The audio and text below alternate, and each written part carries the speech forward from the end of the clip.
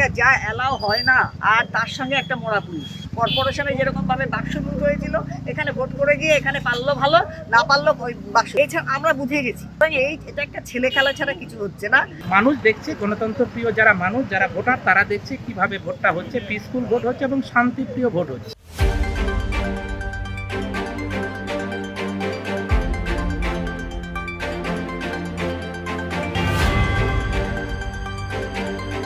ডাবগ্রাম ফুলবাড়ি এলাকার বিভিন্ন বুথ ঘুরে পরিস্থিতি খতিয়ে দেখছেন ডাবগ্রাম ফুলবাড়ির বিজেপি বিধায়িকা শিখা চ্যাটার্জি। জলপাইগুড়ি জেলার ডাবগ্রাম 2 নম্বর গ্রাম পঞ্চায়েতের শান্তিনগর প্রাথমিক বিদ্যালয় 19/46 এবং 19/47 নম্বর বুথে চলছে শান্তিপূর্ণ ভোট। এই বুথটিও পরিদর্শন করলেন ডাবগ্রাম ফুলবাড়ির বিধায়িকা শিখা চ্যাটার্জি। এদিকে বুথের সামনে শিখা চ্যাটার্জি আসতেই তৃণমূল কংগ্রেসের গ্রাম পঞ্চায়েতের প্রার্থী সাগর মহন্ত পা ছুঁয়ে প্রণাম করেন।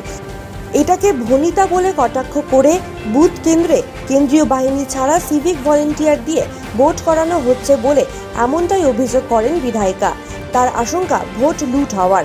পাশাপাশি বিধায়িকার আরও অভিযোগ, তৃণমূলের ব্যাচ পরে বুথের ভেতরে ঢুকে পড়ছেন তৃণমূল কর্মীরা। তাই এই বিষয়গুলি নিয়ে রাজ্যপালকে ফ্যাক্স করবেন বলে জানান তিনি। অন্যদিকে বিধায়িকার অভিযোগকে নস্যাৎ করে সাগর মহন্তের বক্তব্য, শান্তিপূর্ণভাবে গণতান্ত্রিক পদ্ধতিতেই ভোট হচ্ছে।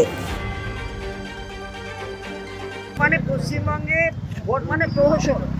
আমরা ভেবেছিলাম হয়তো সেন্ট্রাল ফোর্স দিয়ে ভোট হবে, মানুষ তার গণতান্ত্রিক অধিকারটা প্রয়োগ করতে পারবে, কিন্তু এখন দেখলাম ওই এক সিভিক ভলেন্টিয়ার যা অ্যালাউ হয় না ইলেকশনে, যেটা নাকি অ্যালাউ নেই, যেটা গণতন্ত্র মানে অধিকারটাকে খর্ব করা এটা, আর তার সঙ্গে একটা মোড়া পুলিশ।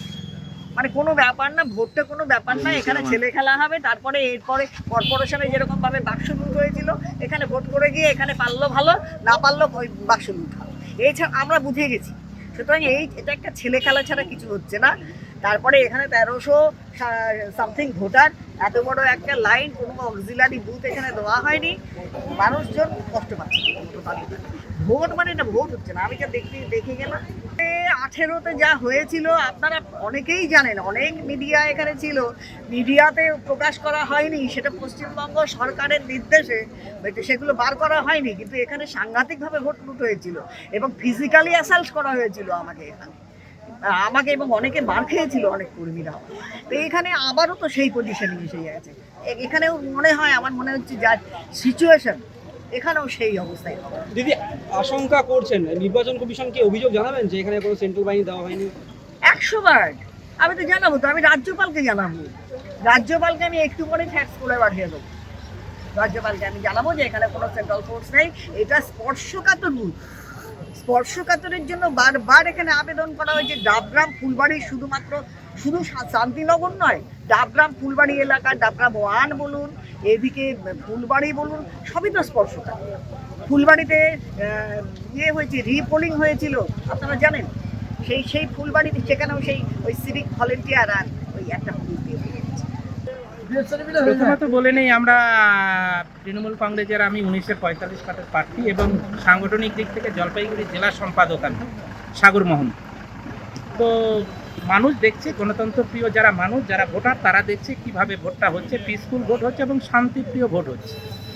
আর যারা গণতন্ত্রকে আগে থেকেই বিশ্বাস করেনি বা করে না, তাদের মুখ দিয়ে এইসব কথা বাড়াবে, ফলে সেই কথায় আমাদের কোনো যায় আসে না। আমরা সুষ্ঠু গণতন্ত্র পরিবেশের মধ্য দিয়ে ভোট হচ্ছে এবং আমাদের বিভিন্ন যারা সাংগঠনিক দলগুলো আছে, সিপিএম, বিজেপি এবং কংগ্রেস, আমরা প্রত্যেকটা প্রার্থী এখানটা গণতন্ত্রের উৎসব হচ্ছে। কিন্তু কেউ এসে যদি একটা উস্কানিমূলক কথাবার্তা বলে যায়, সেটা তার রাজনৈতিক দৃষ্টিভঙ্গি দিয়ে বলেছে, কিন্তু তৃণমূল এটাতে বিশ্বাস করে না। সুন্দর পরিবেশের মধ্য দিয়ে ভোটটা হচ্ছে। দলীয় প্রতীক লাগিয়ে ভিতরে ঢোকা হচ্ছে, এরকম অভিযোগ করছেন বিধায়িকা। প্রথমত উনি করবেই, কিন্তু আপনারা কি দেখছেন কোনো প্রতীক আছে? আমার মনে হয় নেই, প্রতীক নেই। ও বিরোধী দলের বক্তব্য বিরোধীই হয়, ওরা কখনো কোনো দলের পক্ষে সুনাম বলবে সেটা আশা করা যায়। আপনার নাম? আমার নাম সাগর।